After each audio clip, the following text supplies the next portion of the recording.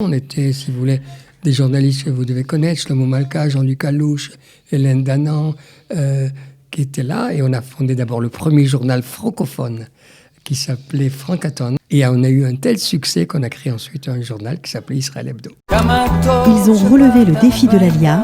Alia Story, c'est vous, c'est nous. Guy Raphaël Dahan, bonjour. Bonjour. Alors, je suis ravie de vous accueillir parce que on va dire que vous êtes un vétéran, on va dire, qui avait connu Israël dans les années 60, puisque vous avez fait votre première Alia à l'âge de 18 ans. Exactement. Alors, c'était très différent, j'imagine, de ce qu'on voit aujourd'hui. Complètement différent. Complètement. C'était un autre paysage, c'était une autre mentalité, c'était d'autres personnes, mais c'était complètement différent de ce que nous voyons actuellement. Ça fait bizarre de voir, d'avoir connu, on va dire, l'esprit pionnier et de voir aujourd'hui la société de consommation qui prend le pas. Tout à fait, absolument. C'est vraiment un autre paysage, c'est complètement une autre vie, tout à fait différent. Les Israéliens ont-ils beaucoup changé ? Je pense, oui, tout à fait. Je pense. Ils sont devenus maintenant beaucoup plus matérialistes, beaucoup plus la recherche de l'argent, la recherche de la richesse, mais complètement différent. Du bien-être matériel. Du bien-être matériel, tout à fait. C'est bizarre quand on a connu autre chose ou finalement on s'habitue et on trouve que c'est une évolution naturelle ? Non, je pense que c'était une évolution naturelle. Non, absolument pas. Je pense pas. Enfin, c'était naturel. Ouais. Alors, lorsque vous êtes monté en Israël, vous aviez quoi en tête ? Qu'est-ce que vous aviez envie de faire ? Non, tout à fait. C'est-à-dire qu'on a fait partie d'un Garin avec le rabbin Paul Rudman qui nous envoyait en Israël pendant 2 ans dans une école qui se trouve à Kfar Hasidim, une école religieuse dont le directeur général était Yossi Bourg, qui était de Apollon Mizrahi, qui était plusieurs fois ministre, dont le fils, Avraham Bourg, a complètement dérivé, comme vous le savez. Et pendant 2 ans, on nous a formés. D'abord, on nous a appris l'hébreu, et c'était également une école toranique. Mm-hmm. Et également, on nous formait pour ensuite former des leaders, former des enseignants, surtout pour les mouvements de jeunesse, comme l'Akiva et compagnie. Alors vous avez tellement aimé ça que vous n'êtes pas rentré en France et que vous avez préféré rester faire l'armée. Absolument, absolument. Donc 2 ans. Et ensuite, je suis rentré à l'armée. Parce que si j'étais resté en France, mon père en Israël, en Israël ou en France ? Non. Si j'étais en France, j'aurais fait mon service militaire, mais ils m'auraient envoyé de la coopération. J'avais demandé de faire de la coopération, mais il disait qu'Israël n'avait pas besoin de Français. Absolument. Donc vous teniez à faire votre service en Israël. Et je suis rentré au Nahal. Voilà. Alors, vous n'êtes pas resté après. Pourquoi ? Après la guerre, après l'armée, non, j'avais envie de faire mes études. Et à ce moment-là, il n'y avait pas de bourse. Il n'y avait pas de possibilité de pouvoir rentrer à l'université de Jérusalem. C'était compliqué. C'était compliqué. Et puis j'ai préféré, puis j'avais un peu langui ma famille, et j'avais langui la France, et je suis rentré donc tout de suite après mon service. Après l'armée, en 69, je suis rentré donc en France. Ok, alors vous avez étudié, on va dire, Sciences Po ? Absolument. À Paris, oui, j'ai fait Sciences Po. Voilà. À la rue Saint-Guillaume. Ok. Donc vous êtes bien, en tout cas vous avez profité de votre jeunesse parisienne, on va dire. Tout à fait. C'était un Paris mythique, absolument. Saint-Germain-des-Prés. C'était l'époque à Paris qui était extraordinaire, si vous voulez. Saint-Germain-des-Prés, le caveau de la Huchette. J'ai eu le plaisir de rencontrer des gens comme Sidney Bechet, comme Claude Luther, au caveau de la Huchette. Non, c'était vraiment un Paris, c'était vraiment à Saint-Germain-des-Prés, à Montparnasse. C'était vraiment... C'était la folie, c'était la folie, exactement, tout ça. Mais pourtant, vous êtes revenu. Tout à fait. Vous avez décidé de revenir. Absolument. Pourquoi ? Non, parce que si vous voulez, Israël, c'est vraiment... pourquoi je suis revenu ? C'était vraiment... comment je peux... Je suis revenu parce que c'était le destin, c'est-à-dire je suis revenu en Israël parce que il fallait que je rentre en Israël de toute vous façon. Aviez besoin de absolument, bien sûr, absolument. Alors là, pour le coup, vous avez réussi à étudier à l'université de Jérusalem. Vous avez repris des études. Absolument, tout à fait. Après Sciences Po, donc je suis rentré à l'université de Jérusalem. Je voulais faire un master. C'est-à-dire, d'abord, j'ai complété un diplôme à Sciences Po que j'avais pas terminé. Ouais. Donc, j'ai complété le diplôme de billet à l'université de Jérusalem. Et puis là aussi, à Jérusalem, c'était extraordinaire, si vous voulez, l'ambiance qu'il y avait à Jérusalem. Et là, j'ai connu des garçons qui étaient avec moi. Vous étiez avec une bande très sympathique. Ah oui, absolument. On était, si vous voulez, des journalistes que vous devez connaître, Shlomo Malka, Jean-Luc Alouche, Hélène Danan, qui étaient là. Et on a fondé d'abord le premier journal francophone qui s'appelait Francaton. Vous savez que dans l'université de Jérusalem, le symbole d'université, c'était l'âne coiffé d'un chapeau. OK. Et donc, il y avait les Anglais qui avaient leur département. Et nous, on a créé un journal qui s'appelait le Francaton. Aton, ça veut dire... C'est la NES. Hein. Donc, on a créé le premier journal destiné aux francophones. Et on a eu un tel succès qu'on a créé ensuite un journal qui s'appelait Israël Hebdo. Voilà, qui a continué à être publié pendant de nombreuses années. Après, il a été repris par l'Association des Juifs de France et d'Algérie, le docteur Teboul, et ensuite Julien Zenouda, je crois.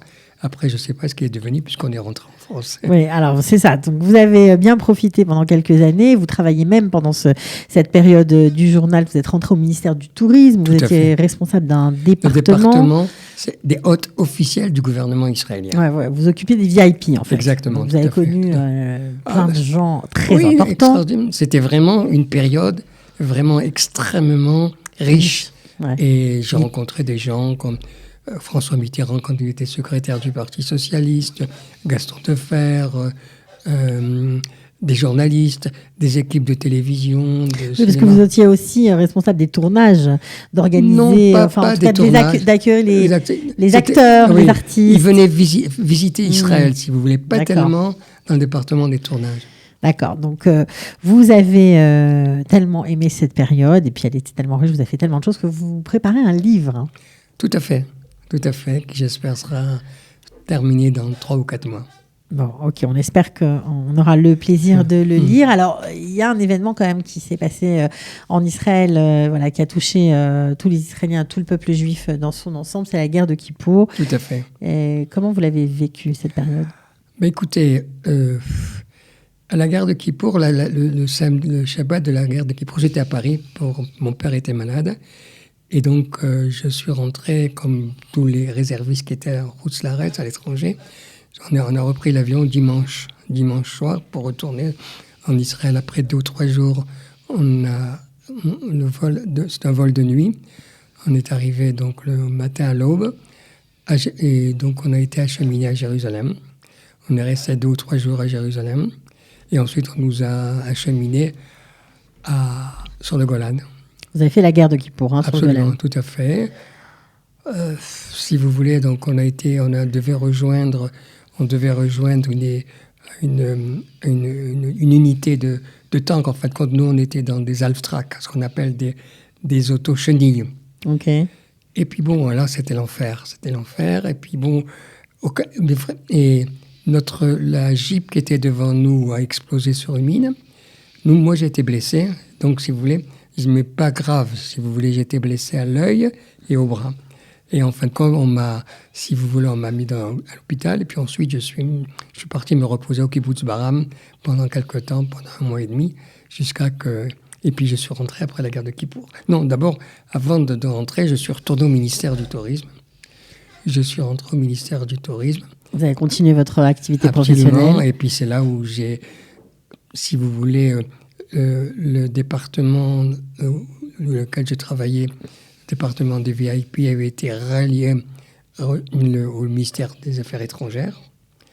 Et donc, on me proposait le département de la jeunesse, ce qui ne me plaisait pas. Ça ne vous plaisait pas ? Absolument, oui, absolument. Et donc, vous avez décidé J'ai démissionné. Vous avez démissionné. Alors, mais ce qui est fou, c'est que pendant cette période, vous avez été extrêmement déçu par les leaders politiques. Tout à fait. Si vous voulez, l'ambiance... C'était vraiment complètement différent de l'ambiance qu'il y avait après la guerre des 6 jours. Après la guerre des 6 jours, c'était vraiment... L'euphorie. L'euphorie, vraiment. Et la guerre de Kippour, ça a été vraiment une déception énorme. Il y avait une ambiance en Israël, si vous voulez, c'était une ambiance très lourde, une ambiance... C'était insupportable. Alors, qu'est-ce qui était insupportable? L'attitude des leaders, c'était... Oui, alors, si vous voulez, justement, c'est à cause d'abord les leaders commençant par Moshe Dayan, même en passant par Golda Meir, tous les généraux. Si vous voulez, il y a eu... ils se sont rendus compte, en fin de compte, qu'ils ont fait de très, très grosses fautes. On les a pourtant, si vous voulez, on les a avertis, ils ont eu des tas d'avertissements, mais ils ont pris ça d'une manière méprisante. À tel point que, par exemple, pour vous citer une anecdote, c'est que le gendre de Nasser était un espion au service d'Israël. Il avait averti longtemps qu'il y allait avoir une invasion égyptienne, etc. Et il a été considéré comme mépris. C'est-à-dire vraiment... Il a été méprisé, il n'a pas été pris au sérieux. Il n'a pas été pris au sérieux. Mais il n'y a pas que ça, si vous voulez. Il y avait les renseignements israéliens. Le problème, c'est que depuis la guerre des 6 jours, il y avait un égo. Il y avait dans tous les leaders, que ce soit au niveau de l'armée, au niveau politique, Israël se sentait fort. Invincible. Très fort. Et là, si vous voulez, ils ont été surpris par... Et alors qu'ils s'étaient avertis, si vous voulez, il y a eu... Mais au-delà de ça, par rapport à leurs agissements en tant que responsables politiques, par rapport au peuple, c'est ça qui vous a beaucoup touché, quoi. Oui, absolument. Puis il y avait un esprit... les gens ne savaient pas où on allait. Et quoi? Alors, ils n'ont pas pris leurs responsabilités, ils se sont mal comportés, à part avoir fait des erreurs politiques, on va dire. Bon, ça peut arriver, mais est-ce qu'il y a eu d'autres choses dans leur comportement? Ils ont démissionné. Oh, bien sûr. Non, ils ont démissionné. Et puis, bon, vous auriez pu rester alors après leur démission? Oui, absolument. Je suis resté encore, puisque je suis parti à peu près... Je suis resté après la guerre de Kippour 3 mois. 3 mois, je suis rentré. Je suis parti. Mais pourquoi? Parce que... Non, je me sentais plus à ma place. Vous ne sentiez plus à votre place. C'est terrible. Ça veut dire que... Je me sentais, il y avait quelque chose. Le projet que j'avais fait, je me sentais à tel point que j'habitais derrière Évron. J'ai laissé mon appartement avec mes bouquins, avec mes affaires. Comme si vous alliez revenir demain. Absolument. Et je suis parti à Paris qu'avec une petite valise. Ouais. Je suis rentré à la maison et je rejoins mes parents. Enfin, j'habite en face de mes parents. Ouais. Non, j'étais complètement... Je pensais retourner. Mais vous avez été trop déçu. Absolument. Ouais, vous êtes senti trahi par ces absolument, leaders. Tout à fait. Qui se comportaient un peu comme des dictateurs, puis, quoi, en gros. C'est ça? Exactement, tout à fait. Ouais.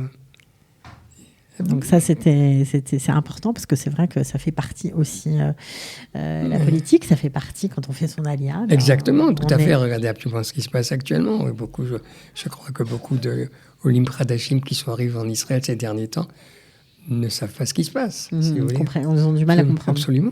Vous pensez qu'on est encore parti On revient une autre, si vous voulez, actuellement, notre cycle comme ça.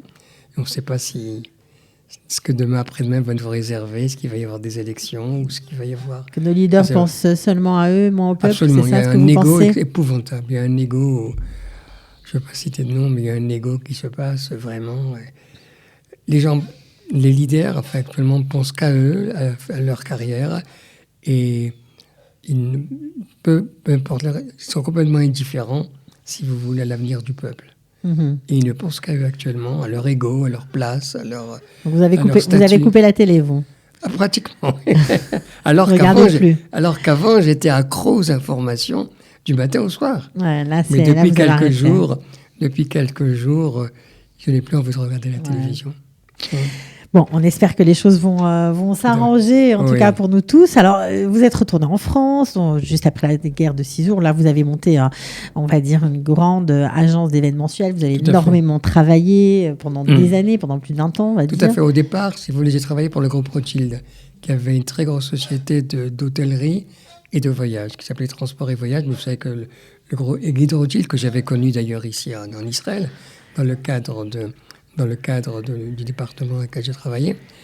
Et Je suis rentré donc dans son département, hôtellerie et puis après, vous avez monté votre propre agence d'événementiel. Vous avez bossé pour de grosses compagnies, notamment tout à fait. L'Oréal, on va y revenir. Des grands laboratoires. Des grands laboratoires pharmaceutiques. Pharmaceutiques, oui, tout à fait. Ok, et puis vous avez voyagé, vous avez organisé des congrès à Tokyo, à Las Vegas, tout à fait, exactement. En Italie, bref, vous n'avez pas arrêté. Non. Vous avez une vie très dense. Passer notre temps dans les avions et dans les hôtels, et les hôtels de luxe. Des beaux hôtels. Vous avez beaucoup travaillé. Alors, ce qu'on sait moins vous concernant, c'est que vous êtes un des artisans de l'avenue de L'Oréal en Israël. Tout à fait, parce que si vous voulez, comme vous le savez, L'Oréal, à un moment donné, n'était pas présent en Israël. Les coiffeurs... Et pour cause. Absolument. On peut expliquer pour ceux qui ne le savent pas, mais... Autre chose, c'est que, effectivement, d'une part, L'Oréal subissait le boycott arabe, puisqu'ils étaient très implantés dans les pays arabes. Et d'autre part, lorsqu'on a Eugène Schuller, qui est le fondateur de L'Oréal, qui était un jeune chimiste, était très proche des milieux d'extrême droite et des milieux nazis. Et le mari son gendre, le mari de sa fille, était très très proche. Et même pendant le gouvernement de Vichy, il voulait, si vous voulez, arianiser les biens juifs. Ouais, donc c'était hors de question d'être en Israël pour eux. Alors vous, ça ne vous a pas dérangé parce que certains... Non, parce qu'on ne le savait pas, si vous voulez. On l'a su très tard, après, si vous voulez.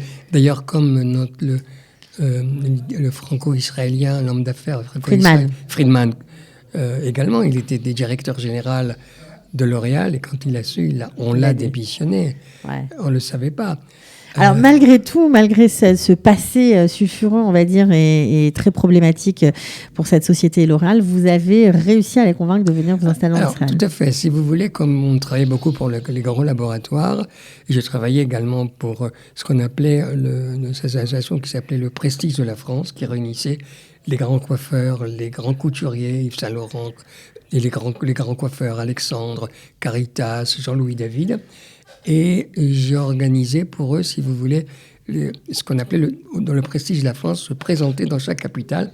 Ils présentaient, si vous voulez, ce que la France, absolument, leur compétence. Donc j'étais très ami, notamment avec le coiffeur Alexandre, à tel point qu'avec Alexandre, vous savez, je suis venu 2 fois avec lui dans son avion privé pour aller à Jaffa. Alors, pourquoi à Jaffa ? Parce que vous savez que Jaffa était, il y a quelques années de ça, était le centre des antiquités, comme il y avait les immigrants d'Irak, d'Égypte, à Yafo. Il y avait, à ce moment-là, si vous voulez, tous ceux qui venaient d'Iran, enfin du Perse, il y avait énormément d'objets, d'antiquités. Et les antiquaires du monde entier venaient à Yafo pour se servir. Et Alexandre était un grand antiquaire. Il est venu 2 fois, je l'ai accompagné, pour venir faire ses achats à Yafo. Donc, je connaissais très bien. J'ai réussi à convaincre M. Blanc de L'Oréal, qui était directeur général du département coiffure et cosmétique de L'Oréal, à subventionner un grand rassemblement à l'hôtel Hilton à Tel Aviv, et avec un garçon qui était président de coiffeurs israélien, Yossi Elbaz, qui est devenu ensuite le représentant de L'Oréal ici en Israël. Et donc vous avez fait une rencontre, en gros. Ils se sont tous rencontrés. Voilà. Et de là, L'Oréal a vu la possibilité, finalement, qu'il y avait une ouverture commerciale assez intéressante pour eux, puisque à l'époque, les coiffeurs allaient en France acheter leurs produits. Voilà, donc là, vous avez tout changé et fait en sorte que L'Oréal s'implante ici. L'Oréal qui est aujourd'hui partie prenante dans l'économie israélienne, qui fait plein de choses. Vous avez fait aussi plein, on va pas tout raconter, mais vous avez fait beaucoup d'événements. Et puis, en 2000, vous avez eu un cancer de l'estomac, ce qui a mis un petit peu un frein à toute votre, on va dire votre développement, premier frein, et ça a bouleversé un petit peu votre vie, puisque vous avez décidé de faire l'ALIA grâce à votre femme, qui a fait tout en fait dans votre dos, en gros. À peu près. Mais c'était une bonne initiative. Avec des jeunes enfants, vous avez suivi Shalom Var, vous êtes installé à Kochav HaShachar. Tout à fait. Comment c'était ? Non, très bien. Si vous voulez, pour moi, ça a été vraiment une année de comment vous dites, de repos. Et on est resté une année avec notre fille 12 ans, Jonathan 10 ans et Yoël, le dernier, 2 ans. Voilà, donc c'était une grande aventure pour tout le monde. Oui, tout à fait. Non, mais c'était une année, si vous voulez, de repos. Ouais. Et ça nous a permis, si vous voulez... Ça faisait pas un peu bizarre de se retrouver dans les territoires, parce que c'est dans les territoires. Les territoires. Et surtout dans un village. Et en pleine intifada. En pleine intifada, on y vient. Oui. Donc très, très, très différent de votre vie parisienne. Tout à fait. Alors, comment vous avez géré ça? Et votre femme aussi, comment a-t-elle géré ça? Je crois que... Non, d'une manière naturelle. En fait, de compte, on n'a pas été vraiment très... gênés. On n'a pas été très... On a été... Si vous voulez, on est arrivé avec une quinzaine de familles françaises. Ouais. On n'a pas été tellement troublés, on n'a pas été tellement gênés. Vous vous êtes adapté. Absolument, on s'est adapté très très rapidement. Parce que les routes étaient quand même un peu dangereuses. Donc, Ah oui, alors là, voilà, les routes étaient très dangereuses, surtout qu'on traversait pour arriver à Kochav HaShachar. À ce moment-là, il n'y avait pas des routes directes. On traversait plusieurs villages arabes pour arriver à Jérusalem. Mais bon, si vous voulez... vous étiez armé? Oui, Gilet pare-balles? J'étais armé. J'avais une antenne qui était reliée en direct avec l'armée. Non, ma voiture n'était pas blindée, mais j'étais armé, puis on était reliés d'une manière avec l'armée, donc avec ça... Ça a duré, c'est une aventure en fait qui a duré 1 an, parce qu'il fallait bosser, j'imagine, et que là-bas, c'était un peu compliqué de retrouver du travail. Exactement, et on a décidé de nous rapprocher du centre. Alors, comment on choisit sa ville d'intégration quand on est... Alors, vous connaissez bien Israël, peut-être votre femme un peu moins. Comment on arrive à se poser quelque part? C'est pas évident. Non, c'est pas évident. Comme j'avais un ami qui avait monté une société de tourisme et également immobilière. Il voulait que je vienne travailler avec lui. Il avait monté un bureau à Herzliya, où il est à l'hôtel Sharon actuellement. D'accord. Et il m'avait proposé de venir travailler avec lui pendant quelques temps, mais il fallait qu'on se rapproche d'Herzliya. Et on a, si vous voulez, on a été un petit peu faire... Le tour, vous avez fait le tour. Le tour du Sharon. Il n'y a pas mieux pour s'en rendre compte. Le tour du Sharon, donc Ramat HaSharon, Herzliya, Ra'anana, Hod HaSharon, etc. Et on est arrivé à Kfar Saba. Et là, ça a été le coup de foudre pour ma femme. C'était le coup de foudre. Alors, quand on a un coup de foudre comme ça, en se baladant dans la ville? Absolument. En se baladant sans rien connaître? Coup de foudre de Kfar Saba. Incroyable. Parce que, si vous voulez, c'était une ville extrêmement verdoyante, fleurie, calme, Et ça a été le coup de foudre. On a décidé donc d'habiter à Kfar Saba. Extra. Donc, vous y êtes toujours, j'imagine. Et on est toujours à Kfar Saba. D'accord, donc ça fait à peu près, on va dire, 18 ans que vous êtes là-bas. 18 ans, oui, 18 ans à Kfar Saba. Voilà, tout à fait. Donc j'imagine qu'avec tout ce que vous avez vécu, parce que la santé aussi vous a joué des tours en 2018, vous êtes un survivant, on va dire, d'un cancer du pancréas. Du pancréas, oui, tout à fait. Donc vous avez vraiment connu la société israélienne sous toutes ses phases, dans toutes ses couleurs. Et les hôpitaux. Les hôpitaux également. Non, mais c'est important, c'est vrai qu'on n'en parle pas souvent. Les hôpitaux, absolument. L'hôpital Meir notamment, l'hôpital Bellinson, l'hôpital Ashkelon, vraiment, et à Hedera. Je crois que j'ai vu tous les grands hôpitaux ici en Israël. Ouais, donc vous avez connu Israël sous toutes ses coutures, sous toutes ses formes, ça c'est clair. Avant, après, avant le développement incroyable du pays, et puis aujourd'hui. Est-ce que vous regrettez que votre femme ait pris les devants pour venir en Israël? Pas du tout. Revenir en Israël? Pas du tout, je crois que ça a été une excellente initiative. De toute façon, on l'aurait fait. Vous l'auriez fait? Bien sûr, on l'aurait fait. Pourquoi? Parce que, si vous voulez, Israël est... Écoutez, c'est partie de votre vie. Absolument. Même quand on était en vacances, même quand on était à Paris, nos vacances, très souvent, venaient en Israël. Donc, c'est vraiment... C'était une évidence. Absolument. C'était évident qu'on devait qu'on devait revenir en Israël vivre. C'était évident. C'était évident. Bon, en tout cas, c'est fait. J'imagine que vos enfants sont israéliens aujourd'hui? Complètement intégrés. Ouais. Et ce sont des parfaits Israéliens. Ça doit vous faire plaisir. Oui, tout à fait, absolument, bien sûr. Bon, vous ne regrettez plus, vous vous sentez à votre place cette fois, malgré le changement, malgré la politique. Les vicissitudes politiques actuellement, non, bien sûr. Vous vous sentez bien. Complètement. Vous n'allez pas repartir. Non, non. Même s'il y a une autre élection. Non, même s'il y a une autre élection. Bon, ok. En tout cas, merci beaucoup de nous avoir raconté un petit peu votre parcours. J'espère que ce sera inspirant pour d'autres. On était ravis de vous accueillir. On vous souhaite plein de bonnes choses, une bonne santé déjà pour commencer. Merci et puis voilà, continuez. J'imagine que vous n'avez pas dû beaucoup travailler cette année, donc on espère que ça va reprendre pour vous. Oui, tout à fait. Voilà, parce que... cette année, ça a été une année de repos. D'ailleurs, c'est ce qui m'a permis d'écrire mon livre. D'écrire votre livre. Voilà. Je pense à tous les... Je le dis souvent, mais je le répète, les professionnels du tourisme qui ont énormément souffert, de l'événementiel aussi. Donc, on espère pour eux que les choses... Parce que normalement, ce livre, j'aurais dû l'écrire il y a 20 ans. Voilà. Oui, ça prend du temps. Les choses prennent du temps, ça c'est clair. Merci beaucoup. À bientôt. Ciao. Ils ont relevé le défi de l'ALIA. ALIA Story, c'est vous, c'est nous.